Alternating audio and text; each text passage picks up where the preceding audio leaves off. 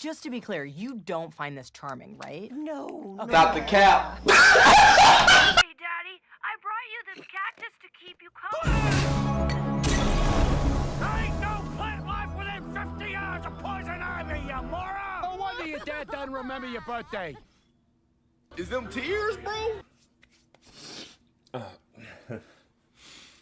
Sorry, just hit a bit too close to home. Where were we? Oh, yeah. Anyways, the show was amazing, and with so many DC characters brought into this humorous adaptation, you can fall in love with the multitude of characters. Some good, some bad, some more morally dubious. Some of them are just straight up war criminals. One of my favorites, though, and among our group of friends, was Charlie Brown himself, Kite Man. Kite Man. Hell yeah. Kite Man gets introduced in Season 1, Episode 2 as a total fucking loser that somehow made it his goal to get his serpent into Poison Ivy's Garden of Eden, a feat that seemingly few have accomplished, aside from a beer nerd from Sarah Lawrence. His first impression on Ivy was unexpected to say the least, starting off by whispering in her ear like he wanted to interest her in some inexpensive landholdings. It's free real estate. He then proceeds to show how he's DTF, which inadvertently ends up drowning a small child. Man.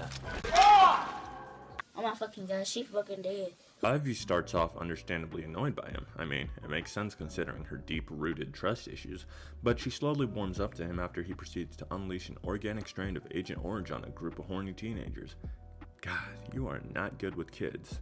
Anyways, after taking Ivy back to her house to make an antidote, something that would have been great in Nom by the way, they have a little heart-to-heart and begin dating off-screen an unknown amount of time later. You gotta love an underdog story. I mean, sounds great, right? Good for him. I mean, yeah, it is. I mean, to me, he gets mad respect for even managing to gain Ivy's serious interest for more than 5 minutes, but aside from that, Kite Man stays a total loser, and I mean a loser. The only other person in this show that gets treated with such derision by the other characters and sometimes even the universe is Bane, but at least he has the respect of, you know, having blown Batman's back out. And mine, I mean, if you count those canon fanfics I made in middle. People don't necessarily respect Bane, but I mean, they still do fear him. And I mean, if it's any indicator who seemingly has it worse between the two, 10 minutes after his introduction, Bane washes Kite Man. I got Scarecrow. I have. Better scramble like an egg before you get folded like an omelet, nigga. I want to go home. Bane at least has his liquidized bath salts going for him, but Kite Man has nothing but the clothes and Kite on his back.